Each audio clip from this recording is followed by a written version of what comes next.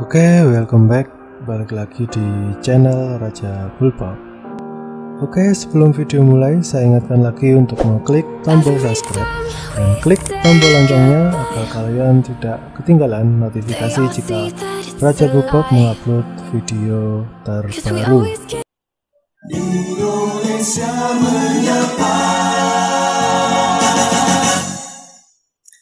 Anda saat ini masih bersama kami di Pro 3 Suara Identitas Indonesia, pendengar, dan Anda masih kami ajak untuk terus tetap menyimak informasi-informasi yang akan kami hadirkan, dan kali ini akan kita masuk untuk sesi dialog khusus kerjasama Pusat Pemberitaan RRI dengan BP2MI, Badan Perlindungan Pekerja Migran Indonesia.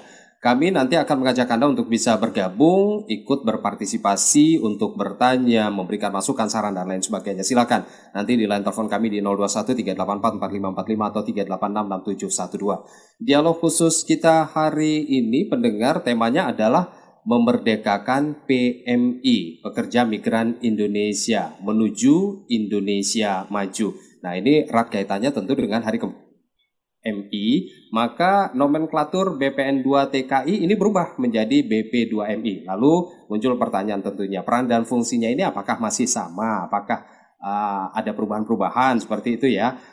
Dan apa saja yang menjadi tugas serta tantangan dari BP2MI ini? Nah, kami akan mengajak Anda untuk berbincang mengenai hal ini lebih jauh lagi bersama narasumber kami yang sudah hadir di studio Pro 3 RRI, Kepala BP2MI Beni Ramdhani. Pak Beni, selamat siang Pak.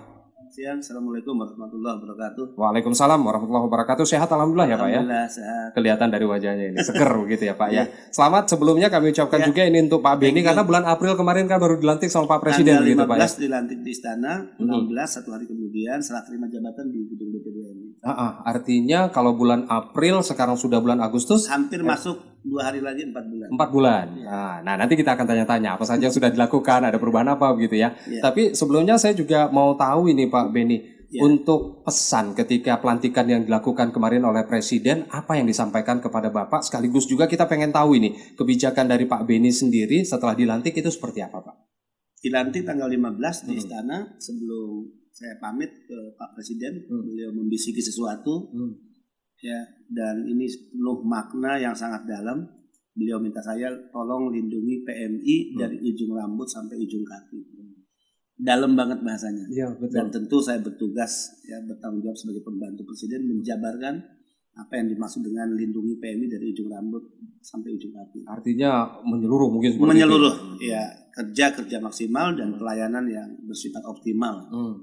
Nah, itu yang dipesankan begitu ya. Oke. Nah, kita mau tahu juga sebenarnya dari data yang ada begitu Pak. Ini berapa banyak sih PMI kita yang ada di luar sana begitu, yang kita anggap ini kan sebagai pahlawan devisa begitu yang disebut-sebut begitu. Ya, ketika pertama kali saya memimpin BP2MI, kemudian dari hasil belanja masalah ya terdeteklah dalam catatan saya beberapa hal yang saya anggap serius. Ya, penting. Dan ini menjadi akar masalah sesungguhnya ya untuk kita merumuskan exit strategi dan kebijakan-kebijakan yang bersifat progresif bahkan revolusioner kalau ingin memaknai apa yang diperintahkan oleh Presiden ya, bagaimana kita melindungi PMI dari ujung rambut sampai ujung kaki. Misalnya satu, bagaimana bisa kita sedang bernegara dan negara yang cukup besar, 260 juta penduduknya, memiliki sumber daya manusia yang tentu memiliki kualifikasi, orang-orang hebat yang ada di negara di pemerintahan, anggaran juga yang tidak kecil dalam membiayai kementerian lembaga, ya. Tapi di era 4.0 ini negara tidak memiliki apa yang disebut big single data. Jadi kalau ditanya ke kami berapa data PMI, kami hanya bisa jawab 3,7 juta. By name, by address, siapa mereka, dari daerah asal mana, ya terdetek, negara penempatan mana mereka sekarang bekerja, dan di sektor-sektor pekerjaan apa. Tapi jika ditanya ke Naker pasti akan menjawab 5 juta. Kalau ditanya ke Kemlu, pasti jawabannya 4,5 juta. Aneh. Sebuah negara besar tidak memiliki single data, yang tentu konsekuensinya adalah kalau kita tidak memiliki data tentang jumlah PMI yang benar, maka pertanyaannya siapa yang harus kita lindungi? Padahal Undang-Undang 18 2017 titik tekannya adalah pelindungan. Lebih gila lagi kalau kita mengamini data World Bank. Dan saya percaya World Bank. World Bank merilis data PMI kita adalah 9 juta. Kalau kita mengaminkan World Bank, data di kami 3,7, berarti ada gap selisih angka jumlah PMI yang sangat tinggi, besar, ya, yaitu 5,3 juta. Yang kami yakini 5,3 juta PMI yang tidak terdetek dalam sistem kita adalah mereka yang sebagian besar, bisa dikatakan 80%, berangkat secara ilegal ke negara-negara penempatan. Apa resiko dari jumlah angka mereka yang tidak terdetek dalam sistem? Ada dua. Satu, secara automatically mereka yang tidak ada dalam data kita karena berangkat secara ilegal berada di luar kontrol perlindungan negara. Yang kedua, negara dirugikan karena apapun mereka bekerja di negara penempatan, sektor pekerjaan apapun yang mereka kerjakan, apa yang dihasilkan oleh mereka ini tidak menjadi ya sumbangan dalam bentuk remiten, menjadi devisa negara. Jadi dua hal ini. Sehingga saya memerintahkan jajaran segera lakukan modernisasi sistem. Terinterkoneksi, terintegrasi kementerian lembaga terkait sistem yang dimiliki oleh BP2MI, data naker, imigrasi, Kemlu misalnya, dengan BP2MI. Demikian juga di lingkungan saya. Unit-unit kerja terintegrasi dan terinterkoneksi. Satu saat modernisasi sistem ini akan menghasilkan single data tentang PMI. Itu kan kaitannya dengan penguatan kelembagaan. Begitu. Nanti kita akan urai juga seperti itu ya Pak ya. Tapi nanti setelah, saya ingin tahu juga, ini kan angkanya tidak kecil begitu ketika World Bank menyatakan ada sekitar 9 juta PMI kita, sementara kita datanya cuma 3,7. Ini kalau dari versinya BP2MI begitu ya Pak ya. Nah 6,2 juta seperti itu. Ada unsur 5,3 juta. 5, lebih kurang begitu.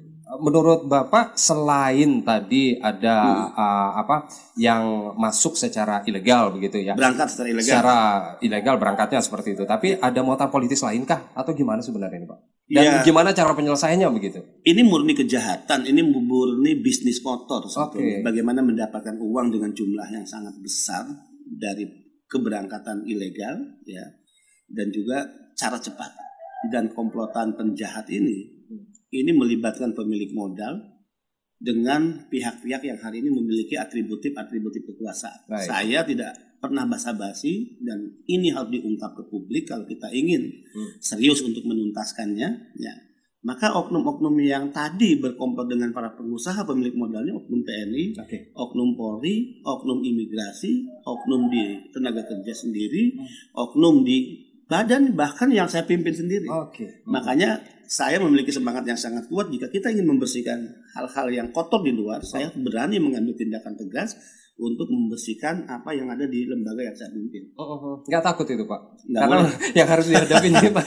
Nggak boleh takut karena kita percayalah ya, institusi kenegaraan, kementerian lembaga pasti orientasi, sumpah dan janjinya pada kepentingan merah putih dan republik. Dalam perjuangan apapun akan selalu muncul para pengkhianat. Demikian juga kalau kita misalnya balik ke sejarah bagaimana kemerdekaan ini didirikan, selalu akan lahir penjahat dan pengkhianat. Nah, intinya adalah bagaimana negara hadir, hukum bekerja, dan merah putih tidak boleh dikibarkan posisinya lebih rendah dari bendera-bendera perusahaan. Meski yang dihadapi juga perwira-perwira begitu, nggak bakal takut begitu ya Pak? Nggak boleh takut. Baik. Selagi kita berada di track yang benar begitu. Baik, kami undang Anda pendengar untuk bisa memberikan masukan tanggapan terkait hal ini. Silakan di 021-384-4545 atau 021-386-6712. SMS WhatsApp kami juga buka di 081-399-399-888. Pak Beni, ini dari 3,7 juta PMI kita di luar negeri di sana, besaran devisa yang bisa diperoleh untuk negara bisa berapa besar itu Pak? Kalau 2019 kurang lebih 195,6 triliun. Angka yang sangat fantastis. Luar biasa. Begitu. Mereka orang-orang hebat ya. Mereka berani meninggalkan tanah air, kampung halaman, keluarga, kemudian bekerja, dan setelah itu hasil kerjanya dibawa ke negara kita untuk dijadikan modal ekonomi, bagaimana keluarganya bisa bertahan hidup, masa depan pendidikan anak-anaknya bisa diselamatkan, mereka memiliki kelebihan rezeki tentu bagaimana bisa membeli rumah untuk tempat tinggal, kemudian lahan perkebunan ya yang bisa memiliki fungsi ekonomis. Orang hebat. Kita yang ada di sini belum tentu kita hebat untuk urusan perut keluarga.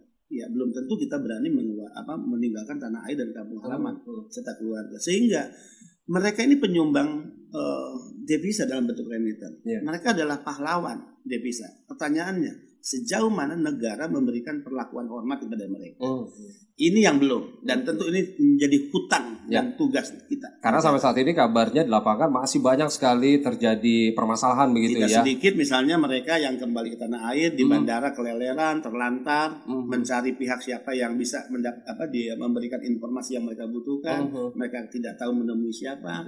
Belum lagi mereka tiba di bandara disembeli, diperas oleh pihak-pihak tertentu, diarahkan naik jasa travel tertentu dengan harga ongkos yang tidak wajar. Belum lagi mereka dipaksa menukarkan dolar di tempat tertentu. $1 yang harusnya 14.000 hanya diberikan 10.000, kemudian 4.000 jadi bancakan, hengki-pengki kelompok-kelompok tertentu. Ini sangat menyedihkan. Jadi ini perbudakan modern, ini penindasan yang tadi saya katakan negara harus hadir dan hukum harus bekerja. Oke, baik. Setuju. Kita coba terima 2 penelpon ini. Sudah di ujung telepon. Udah nggak sabar sepertinya Pak Agung di Jakarta. Kemudian ada Bli John juga di Bali. Saya ke Pak Agung dulu. Pak Agung, selamat siang. Ya, Mas Benyar dan Pak narasumber. Iya, ada Pak Beni di sini. Waalaikumsalam. Salam Pak Agung. Iya, menurut saya begini. Memang benar para TKI kita itu harus diperhatikan ya, karena sudah bisa memberikan devisa kepada negara kita ya. Dan itu memang harus dilaksanakan dengan benar-benar baik. Dan yang masalah-masalah TKI juga harus bisa ditangani ya, terutama yang ini nih, masalah yang lagi-lagi sedang muncul ya, tentang TKI kita yang kerja di kapal-kapal laut Cina itu ya, yang dimana itu ada korban jenazah dilarung, yang sebelumnya juga timbul katanya ada penyiksaan dan sebagainya, atau tidak dikasih makan atau perilaku yang tidak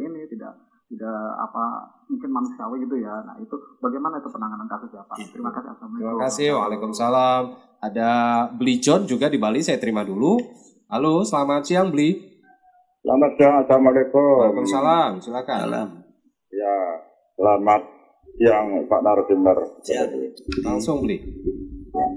Saya ingin bertanya ya, sebenarnya ini dalam situasi kondisi pandemik ini ya kita situasi pandemik kemarin ini dengan permasalahan ya TKI di luar negeri ini, CPN ini, kan ada dipulangkan.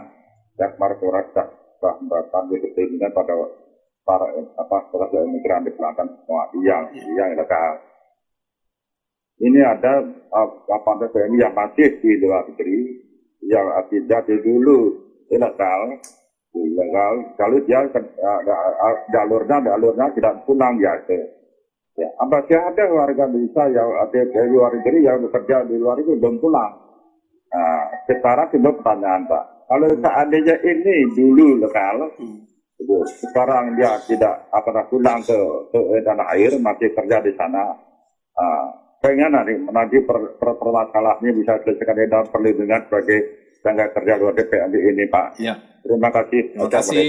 Waalaikumsalam. Kita tanggapi langsung ini Pak Beni. Ya, pertama terkait PMI ABK ya, awak kapal niaga dan awak kapal perikanan. Ini dosa negara sebetulnya, negara lalai ya. Karena dulu Undang-Undang 39 2004 ya, masih BNP 2 TKI sebelum BP 2 MI, mandatori undang-undang untuk BNP 2 TKI menangani PMI di wilayah seabase atau pelaut itu hanya diatur di pasal penjelasan. Dan memiriskan kita semua, turunan perundang-undangannya yang harusnya ditindaklanjuti dalam bentuk Permenaker itu tidak keluar sampai munculnya undang-undang baru tahun 18. Ya. Saya pikir ini kondisi yang gila menurut saya ya, jujur. Padahal banyak PMI sektor perikanan yang sedang bertaruh hidup di laut lepas, di negara-negara penempatan, dan tidak sedikit problem umum yang mereka hadapi itu pasti eksploitasi, tindakan kekerasan fisik, makanan minuman yang dikonsumsi tidak layak, kemudian gaji yang tidak dibayarkan sesuai kontrak, kemudian juga jam kerja yang di luar batas. Misalnya jam kerja rata-rata 18 sampai 20 jam ya selama 1 hari 1 malam. Nah, itulah yang menyebabkan banyak pekerja migran kita khususnya awak kapal perikanan ya tidak dalam kontrol negara dan tidak dalam pembelaan negara, sehingga kasus-kasus pelarungan, kasus-kasus mereka yang tidak ditemukan oleh keluarganya, kabarnya, mereka yang akhirnya juga pulang tidak memiliki apapun kecuali hanya baju di badan itu dialami. Nah, jadi Pak Benny mengatakan ini kecolongankah kita DPR kita, anggota dewan kita atau gimana? Saya ingin mengatakan negara gagal, negara lalai. Sehingga untung di Undang-Undang 18 2017 mandatori penanganan wilayah SIDES awak kapal perikanan ini lebih tegas karena diatur di pasal 4. Nah, pemerintah sekarang sudah membuat RPP-nya, rancangan peraturan pemerintah. Dan mudah-mudahan dalam waktu dekat segera diundangkan. Amin, ya, amin. Mudah-mudahan ya. Jadi agar ada kejelasan payung hukum regulasi yang mengatur perbaikan tata kelola penempatan dan pelindungan bagi pekerja migran Indonesia khususnya awak kapal perikanan itu. Nah, tadi yang kedua untuk beli John ya. Ya, di Bali. Apa tadi pertanyaannya itu? Masalah PMI ini kan masih banyak yang belum tertangani dengan baik. Jadi masalah-masalah PMI itu kan klasik ya. Kepulangan PMI ke tanah air itu sebetulnya secara reguler selalu terjadi setiap hari. Ya. Nah, karena pandemi Covid di negara-negara penempatan, gelombang atau tren kepulangan ini kan angkanya cukup tinggi. Kita sudah menangani ya dari 1 Januari sampai awal Agustus tanggal 4 kurang lebih 162.000 PMI yang kembali. Tentu karena masalah negara penempatannya memberlakukan kebijakan lockdown, ada juga yang masalah konsuler, masalah hukum, ada yang karena dideportasi, kebijakan repatriasi, ya, ada karena pemutusan pekerjaan sepihak dari pihak perusahaan, dan ada juga yang karena memang mereka sudah berakhir masa kontrak pekerjaan. Ini angka yang cukup tinggi. Dari yang dipaparkan begitu oleh Pak Benny ini sepertinya banyak sekali PR yang ditinggalkan begitu ya. Saya katakan tadi bebannya semakin berat, ya, kewenangannya bertambah, ya. Tapi kendala tanah air dalam negeri kita adalah ego sektoral masing-masing kementerian lembaga. Itu yang sangat kuat. Itu yang saya katakan dalam berbagai kesempatan, era jahiliyah di mana kepentingan dan syahwat ego sektoral kementerian lembaga yang merusak, ya, selama ini terkait tatanan penempatan dan pelindungan pada PMI itu harus diakhiri. Tidak boleh kementerian lembaga lebih mengedepankan ego kementerian lembaganya, kemudian merendahkan posisi merah putih dan juga mengorbankan kepentingan PMI. Selama hampir 4 bulan, 2 hari lagi minus begitu ya Pak Benny ya. Yang sudah dilakukan selama ini apa ini Pak Benny? Yang nyata lah begitu, yang sudah dianggap ini udah mulai bergerak nih begitu. Ya, menghadapi sindikat pengiriman ilegal. Ini kan kejahatan yang terorganisir, sistematis. Ini kejahatan yang sangat extraordinary. Saya ingin menghadapi dengan cara-cara extraordinary. Tanggal 9 Juni 2020 saya dipanggil Presiden di Istana Negara Bogor. Setelah saya sampaikan peta, problem, masalahnya apa-apa, siapa yang terlibat di dalamnya, saya minta izin Pak Presiden. Pak Presiden perintahkan saya untuk saya memberantas sindikat pengiriman ilegal. Pak Presiden jawab, oke, saya setuju dibentuk Satgas. Sikat, kata sikat ini kan dalam nih, sikat dan tuntas. Sehingga tanggal 17 lusa kami di BP2MI akan melonsing, ya, mengukuhkan Satgas Pemberantasan Sindikat Pengiriman Ilegal Pekerja. Nah, hati-hati Mas, di luar kejahatan itu ada kejahatan lainnya yang selama ini juga terjadi dan negara tidak mampu menyentuhnya. Itu tentang kejahatan praktek ijon dan rente. Praktek ijon dan rente. Ini penting disampaikan ke publik. Ini Mas. Nanti sebentar ditahan dulu ini Pak Benny. Pak Benny ini semangatnya luar biasa begitu ya. Praktek ijon ini tadi dan rente nanti kita akan bahas karena ini udah nunggu nih penelpon kita juga di Bogor, sudah tidak sabar ingin bertanya. Pak Bara, selamat siang Pak. Selamat siang. Pak Bara. Ya, langsung pada pokok pertanyaannya ya Pak ya. Iya. Selamat siang Pak Kepala Badan. Siap Pak Bara. Ya, data betul yang tadi Pak Kepala Badan mengatakan data itu penting. Yang kedua, kalau nanti sampai dibentuk Satgas, jangan sampai yang tadi dibilang oknum TNI dan oknum Polri atau yang lain itu justru menyusup ke situ untuk meloloskan teman-teman mereka yang mungkin bisa jadi oknum. Kasihan TNI dan Polri namanya kalau begitu. Yang ketiga, KBRI harus benar-benar mendata setiap orang yang masuk ke sana. Dari paspor itu dia bisa ketahuan, dia akan melakukan kegiatan. Padahal selalu dimonitor. Wajib punya nomor telepon yang bisa dihubungi. Kalau sekian lama dia tidak bisa dikontak, entah apa kegiatan dia, KBRI sudah mesti mengerti ada apa dia. Bisa dilakukan. Itu saja, terima kasih. Terima kasih. Selamat siang Pak Kepala Badan. Selamat siang. Terima kasih Bapak. Langsung ditanggapi dulu Pak Benny. Sebelum nanti kita juga ini ternyata sudah tersambung begitu dengan narasumber kita yang lain melalui Zoom. Terima kasih ya. Ini catatan penting tentu. Kami akan berhati-hati orang yang akan masuk dan menduduki struktur Satgas. Kita harapkan orang-orang yang memiliki integritas, ya juga tentu rekam jejak yang bersih, dan yang lebih penting dari itu adalah memiliki komitmen kesetiaan kepada Merah Putih dan Republik. Karena yang kita hadapi ini para pengkhianat Republik, pengkhianat Merah Putih. Dan tentu kita tidak boleh tawar-menawar, negosiasi dan kompromi dengan siapapun mereka yang terlibat dalam kejahatan yang bisa kita kategorikan sebagai pengkhianat Merah Putih dan Republik. Mereka harus diposisikan sebagai common enemy seluruh kekuatan rakyat kita. Oke. Ini penyebabnya sebenarnya apa sih menurut Pak Yang Beni? pasti ini bisnis kotor. Ini cara mendapatkan uang dengan jumlah yang sangat besar dan cara yang cepat. Untuk KKM pribadi begitu Ya, ya? pastinya. Baik. Sekarang kita juga sudah terhubung ini dengan Ketua Aliansi Migran Internasional. Jadi di ujung telepon kami sudah bersama Mbak Eni Lestari. Sapa dulu. Mbak Eni, selamat siang. Halo. Selamat siang Mbak Eni. Selamat siang semuanya. Baik. Selamat siang Pak Beni. Iya, siap, Mbak Selamat Eni. siang Mas Aziz. Ya, selamat siang. Mbak Beni, Kak Eni ini pastinya sama Pak Beni sudah nggak asing begitu ya, sudah akrab betul sudah begitu. Pernah bertemu waktu baik. ke Jakarta ya Pak ya, Iya, awal betul. Januari. Awal Pak Januari. Beni masih belum kepala itu. Iya, belum. Alhamdulillah sekarang sudah 4 bulan, hampir 4 bulan sudah jadi kepala. Ya, Begini, Selamat ya Pak ya. Selamat Mbak Eni. Kak Eni, kita mau kasih kesempatan kepada Mbak Eni sama Pak Beni supaya bisa mencari solusi permasalahan-permasalahan yang selama ini dihadapi oleh para PMI kita begitu. Selama ini apa keluh kesah yang paling urgent begitu yang harus diperbaiki menurut Mbak Eni? Ya, saya ngomong ini di tengah pandemi COVID ya Mas Aziz. Ini kan sangat sangat vital sekarang untuk dibahas. Jadi begini. Sektor terbesar untuk buruh migran, nama yang secara internasional lebih diterima atau pekerja migran itu kan PRT ya, pekerja rumah tangga untuk Asia Pasifik khususnya, dan mayoritas memang perempuan. Jadi komposisi pekerja migran kita memang perempuan, pekerja rumah tangga, dan itu banyak di negara-negara Asia, Hong Kong, Taiwan, Singapura, Malaysia, Brunei dan lain sebagainya. Nah, di tengah pandemi ini sudah 7 bulan pandemi ini berlangsung, sebenarnya banyak sekali persoalan yang kami hadapi. Salah satunya adalah ancaman kehilangan kerja ya. Kita tahu banyak sektor yang sudah mulai gulung tikar ya, mulai sektor maritim ya, banyak sekali ABK yang dipulangkan. Kemarin juga pekerja pelayaran banyak yang kapalnya bahkan teridentifikasi ini ya, positif COVID semuanya ya. Jadi pemerintah harus memulangkan bahkan dengan pesawat. Jadi terus juga sekarang misalnya di Malaysia banyak yang dideportasi, ditangkapi ya, karena COVID ini pemerintah semakin menggalakkan pemulangan, tapi mereka masih banyak yang terdampar di penampungan-penampungan sementara.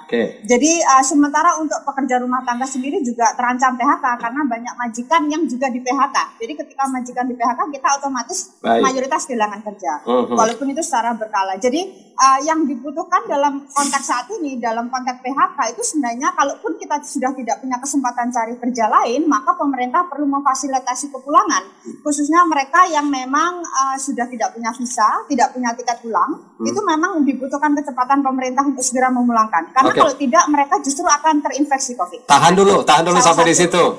Sampai di situ. Kita mau minta tanggapan dari Pak Beni. Gimana nih Pak Beni? Iya, pemulangan PMI tentu karena berbagai hal ya. Kepulangan biasa reguler itu kan setiap hari sebetulnya ada yang kembali ke tanah air. Tapi di era masa pandemi COVID 162.000 yang sudah ditangani kepulangannya. Kita bekerja sama dengan KBRI perwakilan ya. Kemudian juga gugus tugas nasional. Tanggung jawab untuk pemulangan dari luar negeri sepenuhnya domainnya ada di KBRI. BP2MI backup ya untuk memberikan informasi maupun data yang dibutuhkan. Tapi ketika mereka tiba di setiap pintu debarkasi ya menjadi tanggung jawab sepenuhnya BP2MI, terlebih mereka yang dikategorikan PMI bermasalah. Apakah karena masalah konsuler, masalah hukum, apakah karena masalah pemutusan hubungan kerja sepihak, ya apakah karena masalah ekonomi, masalah sosial. Bahkan kita sudah menangani memulangkan kurang lebih 277 jenazah. Dan itu kita antar sampai di kampung halaman dan keluarga tidak boleh mengeluarkan uang sepeser pun. Negara hadir untuk memberikan perlindungan dan menangani. Demikian juga yang sakit, kurang lebih sudah 160 yang kembali ke tanah air sakit, dan kita sudah bekerja sama lama dengan Rumah Sakit Polri di Jakarta. Jadi yang tiba masih dalam keadaan sakit belum bisa diantar ke kampung halaman itu kita rujuk. Semua pembiayaannya dalam penanganan negara. Baik. Mbak ini kalau permasalahan terlantarnya para PMI kita ini masih sering dijumpai di sana atau gimana? Apa permasalahannya? Sekarang di tengah COVID malah masal Mas penelantaran ini, karena gini, tidak semua negara penempatan memberikan akomodasi ketika seseorang kehilangan kerja. Jadi kalau misalnya kita di PHK, mayoritas kita harus cari penampungan sendiri. Ya. Kalau kita punya agen, maka kita harus ke agen. Kalau tidak, kita harus keluar biaya sendiri. Nah, dalam kondisi COVID saat ini banyak yang tidak punya uang, bahkan proses kontrak baru juga jauh lebih panjang. Dan agen-agen juga kemarin di Hong Kong misalnya penyebaran COVID itu sudah ditemukan ada sekitar 5-7 orang pekerja migran Indonesia yang terkena COVID yang tinggalnya di penampungan agen. Itu ada 28 orang di dalam satu flat ya. Flat yang sangat kecil lah. Makanya sekarang masyarakat Hong Kong jadi panik. Mengapa para pekerja migran atau PRT migran di Hong Kong yang jumlahnya sampai 400.000 ini tinggal bareng-bareng di tempat agen. Orang Hong Kong aja nggak mudah. Koordinasinya sudah sama KBRI di sana, Mbak Eni? Sudah. Karena masalahnya itu juga aturan pemerintah Indonesia bahwa penempatan PRT itu harus lewat PJTKI dan agen luar negeri. Nah, agen ini wajib punya penampungan, PT juga wajib punya penampungan di tengah COVID. Saat ini penampungan jadi sumber penyebaran COVID. Tahan dulu sampai di situ. Gimana solusinya, Pak Beni? Ya, sepanjang negara hadir untuk memberikan perlindungan dari ujung rambut sampai ujung kaki, kita tidak boleh membedakan apakah PMI yang hari ini ada di negara penempatan berangkat secara resmi atau legal maupun mereka berangkat secara ilegal. Jadi mereka harus dalam perlindungan negara. Nah, siapa memainkan peran apa, mandatori undang-undangnya kan jelas. Maka siapapun WNI termasuk dalamnya PMI ketika ada di negara luar itu dalam perlindungan negara melalui KBRI dan perwakilan. Tinggal kerja-kerja kolaboratif, koordinatif, ya masing-masing kementerian lembaga. Misalnya kami jadi supporting system bagi KBRI, KJRI, perwakilan, apa yang dibutuhkan terkait PMI yang ketika mereka menghadapi masalah negara penempatan. Informasi data yang diminta oleh KBRI kami sampaikan, kami feeding. Ya. Nah, tentu penanganan secara menyeluruh di luar negeri menjadi tanggung jawab perwakilan. Kemudian setelah mereka dipulangkan oleh KBRI ke Indonesia, saat di Indonesia untuk tiba di kampung halaman dalam bentuk penanganan apapun, tanggung jawab BP2M. Pertanyaan berikutnya, ini koordinasi antar badan lembaga selama ini seperti apa, Pak? Hingga hari ini jalannya. Justru yang saya ingin kritik kepada setiap pihak adalah tidak sedikit pengusaha-pengusaha brengsek, agen yang nakal. Yang ini sebetulnya harus ya pada momentum dan saat tertentu ketika mereka wan prestasi, mereka tidak memiliki tanggung jawab ya, terhadap PMI yang mereka berangkatkan, harusnya sanksi. Saya sering mengatakan kalau kewenangan sanksi itu ada di pihak BP2MI, saya pasti sudah menandatangani banyak surat untuk pencabutan izin. Tapi kewenangan kami kan hanya sebatas merekomendasi. Dan kewenangan untuk mencabut ya surat izin para perusahaan pengirim tenaga kerja itu ada di Kementerian Tenaga Kerja. Sehingga itu saya katakan negara harus hadir, memberikan perlindungan menyeluruh. Kemudian yang harus diselesaikan dari hulu ke hilir. Kebijakan tidak cukup, tapi keberpihakan ini menjadi penting. Positioning keberpihakan kita pada PMI, warga negara yang harus diperlakukan dengan penuh rasa hormat oleh negara. Tapi secara prosedural begitu, kalau misalnya mereka yang masuk legal dengan ilegal, ini pastinya punya masalah besar juga di sana begitu, Pak, untuk memberikan mengakomodir lah, memberikan bantuan untuk PMI kita di sana oleh negara kita. Justru dari sekian banyak PMI ya yang mendapatkan masalah di negara penempatan itu kan justru yang mereka berangkat secara ilegal. Ini yang membuat kita geram gemas kepada komplotan penjahat ini yang memang saya sudah berjanji mendeklar bahwa BP2MI menyatakan perang menghadapi sindikat penjahat ini. Baik. Saya balik ke Mbak Eni. Mbak Eni, ini kita kasih kesempatan sedikit lagi begitu untuk bisa menyampaikan keluh kesahnya kepada Pak Beni, karena memang kita tahu secara umum begitu PMI ini kan masih banyak sekali masalah-masalah yang harus diselesaikan PR-nya begitu. Nah, ini yang sudah ditekadkan oleh Pak Beni. Apa nih yang mau disampaikan? Mungkin ada dua masalah ya yang mau saya sampaikan di sini. Pertama terkait koordinasi antar pemerintah tadi seperti Mas Asis bilang ya, bahwa persoalan pekerja migran hari ini tuh problemnya adalah departementalisme. Jadi kalau di luar negeri urusannya KBRI sama Menlu, tapi persoalannya urusan kita sama Menaker. Nah dalam aspek akomodasi saja, tadi Pak Benny bilang itu urusannya sama PJTKI agen-agen yang sudah diberi lisensi oleh pemerintah. Tapi problemnya adalah itu menjadi alat eksploitasi. Agen-agen di luar negeri seperti di Indonesia PJTKI juga menempatkan pekerja migran dalam jumlah puluhan bahkan ratusan. Dan di tengah COVID saat ini itu menjadi bumerang bagi kita sendiri. Akhirnya sekarang Indonesia di Hong Kong kena nama jelek sekali. Kenapa? Karena mereka jadi masyarakat Hongkong jadi melihat miring ke kita. Nah, kenapa itu? Solusinya memang adalah pemerintah harus kompak untuk melakukan diplomasi politik dengan negara penempatan. Di tengah COVID, akomodasi itu harus gratis diberikan oleh negara penempatan atau pemerintah Indonesia. Nah itu satu masalah Mas Hasil. Yang kedua adalah banyak pekerja migran terancam deportasi di tengah COVID. Persoalannya kami tidak masuk kategori penerima sumbangan atau subsidi pemerintah. Ya. Nah itu jadi masalah karena kami tidak bersalah dalam hal COVID ini, tapi kami tidak bisa mencari lapangan kerja di luar negeri. Kami sudah menyampaikan ke Menaker, tolong sediakan subsidi bagi pekerja migran yang dipulangkan untuk bisa hidup paling tidak 6 bulan ke depan. Sampai kami bisa punya prospek cari kerja lagi. Kalau tidak begitu, siapa yang akan menghidupi keluarga kami? Baik. Pak ini terima kasih. Ini sudah disampaikan keluh kesahnya begitu. Nanti mudah-mudahan kita punya spare waktu yang khusus begitu ya untuk membahas ini lebih lanjut ya dengan Mbak Eni. Terima kasih. Selamat siang Mbak Eni. Makasih Mbak Eni. Selamat siang Pak Benny. Makasih Mas Asis. Ya, oke Pak Benny gimana ini solusinya? Benar yang disampaikan Mbak Eni 100%. Kekompakan masing-masing kementerian lembaga. Kepentingan merah putih Republik harus diutamakan. Dan kita harus berani mengubur dalam-dalam ego dan syahwat.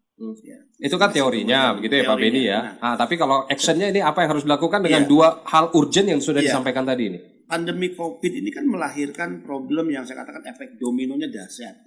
Misalnya, bagi mereka yang karena kebijakan negara penempatan memperlakukan lockdown, kemudian perusahaan-perusahaan menutup kegiatan dan usahanya. Karena itu kemudian terjadi pemutusan hubungan sepihak. Lalu apa tanggung jawab negara untuk menangani mereka? Kalau masalah kepulangan, otomatis negara memiliki anggaran. Tapi jika mereka tetap ada di negara penempatan, apakah cukup hanya dengan sumbangan sembako? Ya, yang sumbangan sembako itu pun hanya bisa bertahan katakan untuk 1 minggu, untuk 2 minggu. Tapi kalau mereka sampai 3 bulan, sampai 6 bulan, hingga perusahaan mereka aktif dibuka kembali, dan mereka memilih untuk tidak kembali, kita tidak bisa menyalahkan warga negara kita, PMI. Pertanyaannya, siapa yang memiliki kewenangan untuk katakan ya memberikan bantuan dalam bentuk anggaran di mana mereka bisa bertahan hidup untuk masa waktu tertentu? Naker, pertanyaannya apakah Naker memiliki dana yang cukup besar seperti itu? Selain tadi ya bahwa memang problem di tanah air adalah problem tumpang tindih kewenangan. Saya ini yang sehingga tadi disebut-sebut tidak kompak ini. Ya, saya mengatakannya ya ini ego sektoral. Secara ideal sebetulnya ke depan saya ingin mengetuk hati para pembuat undang-undang. Idealnya urusan pekerja migran atau orang Indonesia yang bekerja di luar negeri serahkan kepada BP2MI. Urusan tenaga kerja di dalam negeri atau tenaga kerja asing yang bekerja di Indonesia itu urusan Naker. Nah ini kan jadi tumpang tindih, Mas. Naker mengurus tenaga kerja di dalam negeri, Naker mengurus tenaga kerja asing yang bekerja di Indonesia. Tapi Naker juga mengurus pekerja migran Indonesia yang harusnya itu diurus sepenuhnya oleh BP2MI. Nah, ini pesan moral lah untuk para legislator pembuat undang-undang. Ya.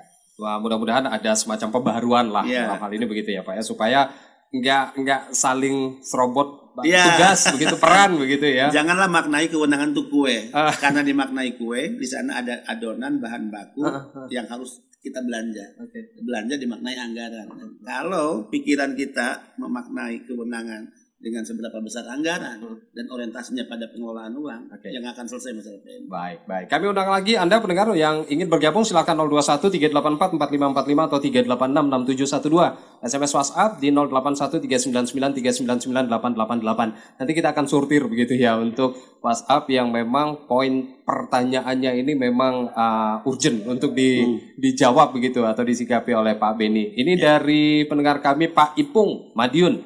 Saya juga salah satu calon CPMI Korea Selatan dan saya mau tanya, kemarin Pak Benny pernah berbicara masalah biaya penempatan. Contoh biaya penempatan itu meliputi apa saja, terutama untuk penempatan PMI ke Korea Selatan. Gimana Pak? Tadi ya kepotong kan, di luar kejahatan sindikat pengiriman ilegal, kita sedang berhadapan dengan sindikat kejahatan praktek ijon dan rente. Betul.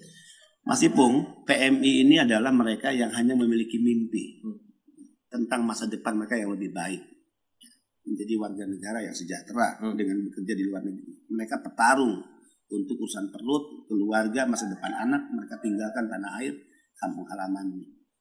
Karena mereka hanya memiliki mimpi. Pertanyaannya, dari mana mereka harus punya uang untuk transportasi dari rumah ke balai latihan kerja luar negeri, dari situ ke bandara, dari situ ke luar negeri? Nggak punya uang.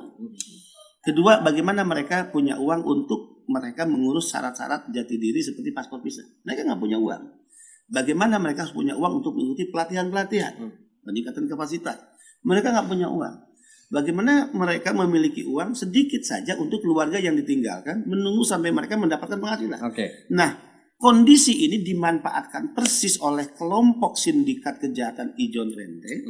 Mereka meminjam uang di Bank Nasional, saya tidak perlu sebut nama banknya, di Bank Nasional atas nama skimnya KUR PMI. Jadi jahatnya nama skimnya KUR PMI, tapi PMI tidak bisa langsung pinjam uang ke bank. Karena ada peraturan, regulasi yang menurut saya regulasi ini juga bagian dari hasil kejahatan yang menggunakan sistem channeling, linkage dari kelompok tertentu atas nama koperasi, dan PMI tidak boleh, keluarga PMI tidak bisa.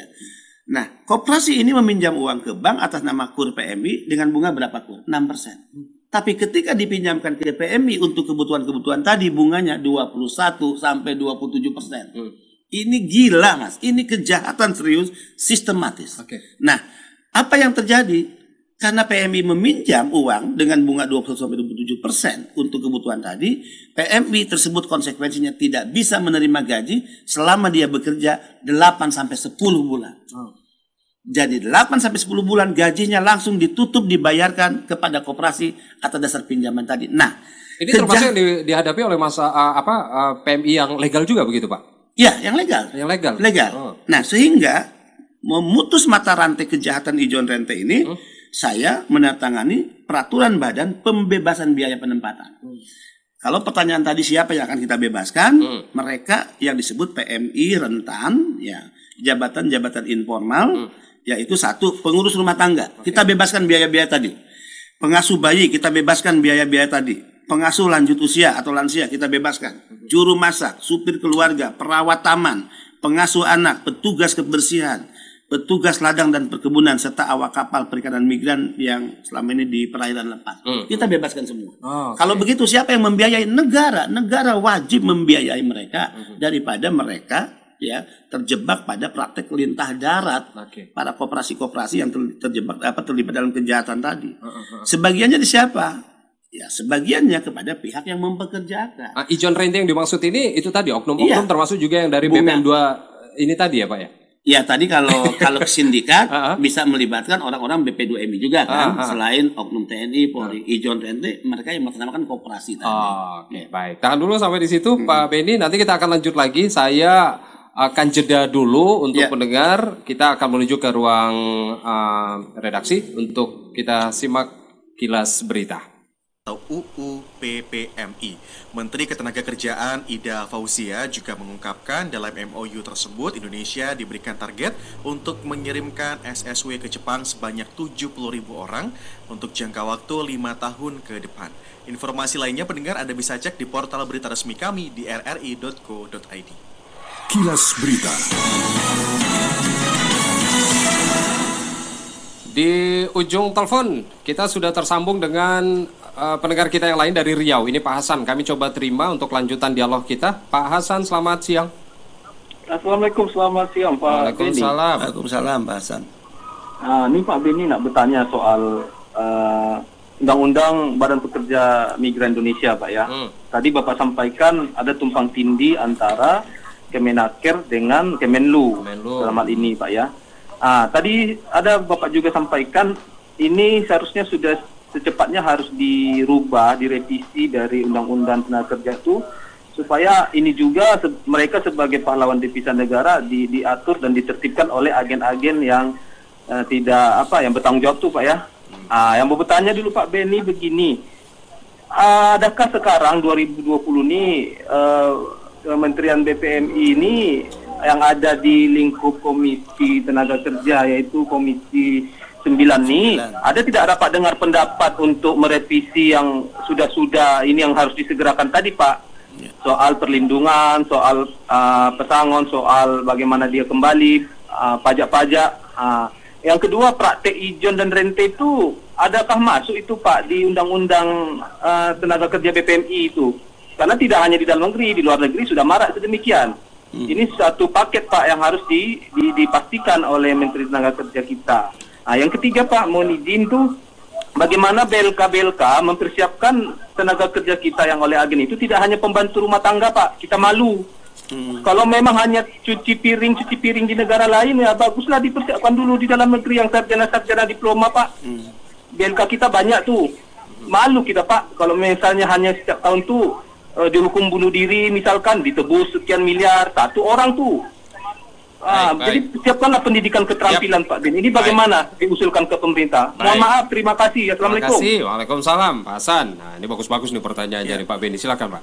Ya, yang pasti kita harus mendorong ya perubahan yang revolusioner dari tahun ke tahun, pergeseran, mengurangi angka ya para pekerja di sektor informal. Trennya harus semakin mengecil. Suatu saat momentumnya harus ya menjadi komitmen kita untuk tidak lagi mengirim mereka, karena mereka adalah pekerja rentang, ya bekerja yang sangat ya beresiko terkait segala bentuk eksploitasi dan kejahatan, dan kita akan terus mendorong pekerja di sektor formal, kalangan profesional. Nah, tentu sambil ini berjalan ya maka peningkatan keterampilan, pelatihan, ya kemudian juga kualifikasi, sertifikasi kompetensi, kemudian juga bagaimana mereka paham tentang undang-undang ketenagakerjaan di negara penempatan, penguasaan bahasa, ya, kemudian secara keterampilan mereka paham persis dengan bidang pekerjaan yang mereka minati, mereka pilih. Ini menjadi tugas kami, dan itu sudah berjalan, dan ini menjadi program idolnya kami, ya terus menerus. Nah, tentu ya apa yang disampaikan oleh Pak Hasan dari Riau itu menjadi komitmen dan tekad kita lah. Setiap pertemuan dengan Komisi 9 yang menangani masalah ketenagakerjaan, teman-teman Komisi 9 juga memberikan dorongan atas apa yang dilakukan oleh BP2MI. Dalam konteks kemitraan ya mereka selama ini cukup memberikan support yang sangat kuat ya. Nah, sudah dilakukan RDP memang sebenarnya. Sudah beberapa kali. Ya. Mereka paham persis apa yang dikerjakan oleh BP2MI, seberapa besar beban tugas itu semakin bertambah dan bahkan berat, ya sejauh mana kewenangan yang ideal juga belum dimiliki oleh BP2MI secara utuh gitu kan. Nah, mudah-mudahan tentu ini menjadi bagian dari refleksi kita bahwa perubahan undang-undang nanti yang akan menguatkan BP2MI itu bisa terwujud. Saya sering mengatakan ya, harusnya kita jujur menggunakan kacamata batin. Apakah BP2M ini benar-benar menjadi badan yang dikehendaki kelahiran dan kehadirannya untuk mengurus pekerja migran Indonesia? Kalau betul-betul dikehendaki, sejatinya dia diperkuat kewenangan dan fungsinya, Pak Beni, sehingga tidak ada lagi tumpang tindih kementerian lembaga dalam mengurus pekerja migran. Oke, mohon maaf ini Pak Beni, untuk masa penugasannya sebagai kepala BP2MI ini sendiri sebenarnya berapa tahun diemban nih, Pak?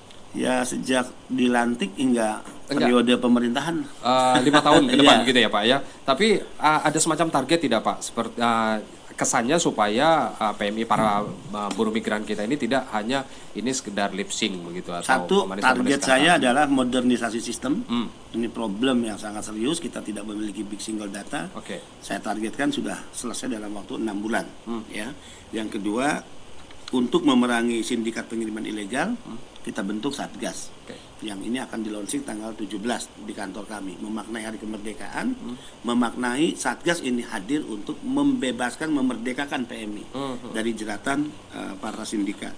Kemudian kita meluncing juga peraturan kepala badan pembebasan biaya tadi.